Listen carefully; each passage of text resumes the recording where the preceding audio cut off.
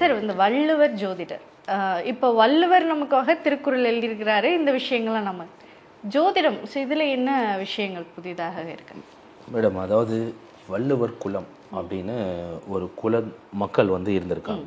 அவங்க தான் ஆதி காலத்துல இருந்து, அதாவது மன்னராட்சி காலத்துல இருந்தோ இல்லை திருவள்ளுவருடைய வழியை சார்ந்து இல்லை கொங்கணவர் சித்தருடைய ஆதிக்கத்தை சார்ந்து ஜாதகம் ஜோதிடம் பார்க்குறவங்க.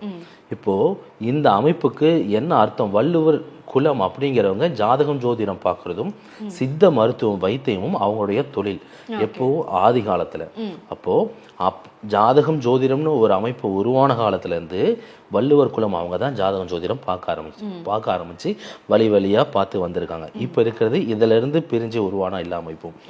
இவங்களுடைய தனித்துவம் என்னன்னா பஞ்சாகம் இருக்கு இல்லைங்களா, 5 விதமான அமைப்பையும் பிரிச்சு பார்ப்போம். அப்படின்னா விலங்குகளுடைய அமைப்பும் சரி, மனிதர்களுடைய வாழ்வியலும் சரி, இயற்கை வளங்களும் சரி, அதாவது சொல்ல போனா பஞ்சபூத தத்துவம். இந்த 5 விதமான தத்துவத்தையும் பிரிச்சு சொல்லக்கூடியதுதான் வள்ளுவர் குல ஜோதிடம் அப்படின்னு அர்த்தம். இந்த மக்கள் வந்து பாத்தீங்கன்னா குறிப்பிட்ட ஊர்ல தான் இப்போதைக்கு இருக்காங்க. அது வந்து சொல்ல போனா கொங்கணாபுரம் அப்படின்னு ஒரு ஊரு, கொங்கணவர் சித்தர் ஆண்டபுரம் இருக்கு மேடம். கொங்கணாபுரங்கிற ஊரு, அந்த ஊருக்கு பெயர் வர காரணமே கொங்கணவர் சித்தர் ஆண்டபுரம் கொங்கணாபுரம்.